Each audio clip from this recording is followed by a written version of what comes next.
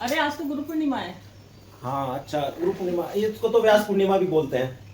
आज ना पता गुरु पूर्णिमा का इतिहास बहुत पुराना है ना, और ये शायद महिषी वेद व्यास के उस पे मनाया जाता है ना? हाँ व्यास पूर्णिमा बोलते हैं इसको, क्योंकि ये वेद व्यास जी से जुड़ी हुई है। एक बार वेद व्यास जी जो है, उनकी माँ थी ना सत्यवती, उनसे जिद करने लगे कि मुझे भगवान के दर्शन करने हैं। अब वो जो है वो कैसे भगवान के दर्शन कराए, क्या कराए, तो उन्होंने उनको बोला ठीक है आप जंगल में चले जाओ, भगवान की खोज करो। तो उन्होंने जो है जंगल में जाके तपस्या की, सिद्धि करी। वेद व्यास जी तो बहुत बड़े ज्ञाता, उन्हीं की याद में मनाई जाती है। और जो बुद्ध पूर्णिमा होती है वो बुद्ध पूर्णिमा क्या चीज? अब देखो इतने टफ सवाल करोगे तो नहीं पता। बुद्ध पूर्णिमा पे मैंने बनाया था ना, वो गौतम बुद्ध से जुड़ी हुई। तो ये गुरु पूर्णिमा वाली है, बुद्ध और जैन धर्म वाले इसको भी मानते हैं। गुरु पूर्णिमा वेद व्यास जी के जन्म से रिलेटेड है। और गुरु पूर्णिमा को हिंदू धर्म में विशेष महत्व है, क्योंकि हिंदू धर्म से जुड़ी है।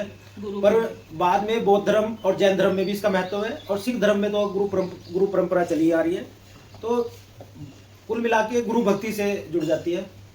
गुरु को ईश्वर को प्राप्त करने का, गुरु मतलब जो हमें अंधकार से प्रकाश की तरफ ले जाए, चाहे वो आध्यात्मिक गुरु है, चाहे अकादमिक गुरु है, सांसारिक गुरु है, जो भी हमें सिखा रहा है वो गुरु है। आदि ओमकार तो सबकी सृष्टि में है ही है। गुरु का महत्व है, जो गुरु को प्रधान रखा गया है, चाहे हिंदू धर्म है, चाहे जैन सिख, जैन धर्म, सिख धर्म और बौद्ध धर्म में भी। मीरा का एग्जाम्पल ले लो, मीरा ने भी कृष्ण भक्ति करी। बाद में जब बचपन में कृष्ण भक्ति करती थी, बाद में संत रविदास को अपना गुरु बनाया था। उसी के लिए तो उनको जहर का प्याला पिया था। उसने भगवान को याद करके अपने गुरु को ध्यान में रख के जहर को पी लिया, तो जहर को भी अमृत बना दिया। तो कबीरदास जी कहते हैं, गुरु गोविंद दो खड़े काके लागो पाए, बलिहारी गुरु आपने गोविंद दियो बताए। जिसने गोविंद का को से मिलवा दिया, उसको मैं पहले बलिहार जाता हूँ, पहले नमन करता हूँ। तो गुरु के तो अब एकलव्य का एग्जाम्पल ले लो। एकलव्य ने द्रोण की मूर्ति बना के जंगल में और धनुर्विद्या सीख लिया, और अर्जुन से बड़ा महारथी हो गया तो उसको अंगूठा काट लिया। गुरु उसमें अंगूठा ले लिया था, किसमें, गुरु दक्षिणा में। पर उसके बावजूद उसने पैर से चलाना सीखा था। अच्छा। और एक और कहानी है कि एक उससे भी रिलेटेड है, जो धोम गुरु एक हुए हैं, धोम गुरु, उनके शिष्य थे। और बरसात हो रही थी, जैसे आजकल हो रही है, और खेतों में पानी भरा हुआ था। तो पहले क्या था, गुरु परंपरा में आश्रम होते थे। तो आश्रम में उनको जो शिक्षा है, चाहे धनुष शिक्षा है, आध्यात्मिक शिक्षा है, और बाकी खेती वगैरह भी करना होता था बस शिष्यों को।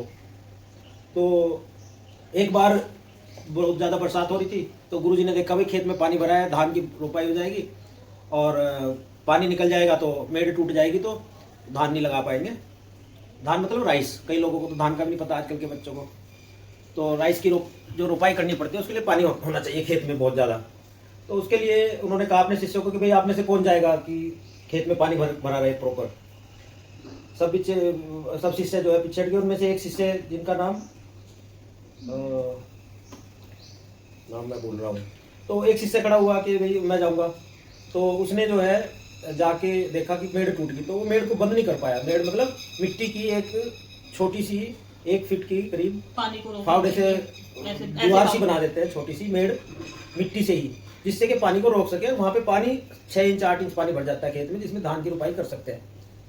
तो वो मेड़ बंद नहीं कर पा रहा था शिष्य। आरुणी नाम था उनका। तो बड़ी फेमस ये कथा है। और फिर वो वहाँ पे लेट गया, और बरसात होती रही, पानी को रोकने के लिए वो लेटा रहा, मेड़ बन गया। तो उधर से 6-7 घंटे हो गए लगभग। जब आश्रम में नहीं पहुंचा, तो गुरुजी अपने शिष्यों के साथ ढूंढने के लिए आए, तो देखा कि वहाँ पे वो ठंड से जो है कांप रहे हैं, पड़े हुए हैं। तो उनको उठाया गया, पानी को बेसिकली रोक रखा था। तो गुरु की भक्ति जो है, उसमें आदमी क्या करता है, जो शिष्य है वो अपने आप को लीन करता है गुरु भक्ति में।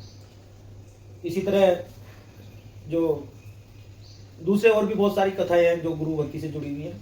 तो बहुत ही शुभ दिन है आज। अपने गुरु को हम ध्यान रखें, उनको, चाहे वो हमारे आध्यात्मिक गुरु हैं, चाहे हमारे सांसारिक गुरु है, कोई किसी ने हमें पढ़ाया लिखाया, सबको नमन, सबको हमारी तरफ से जो है सादर नमस्कार। थैंक यू, धन्यवाद।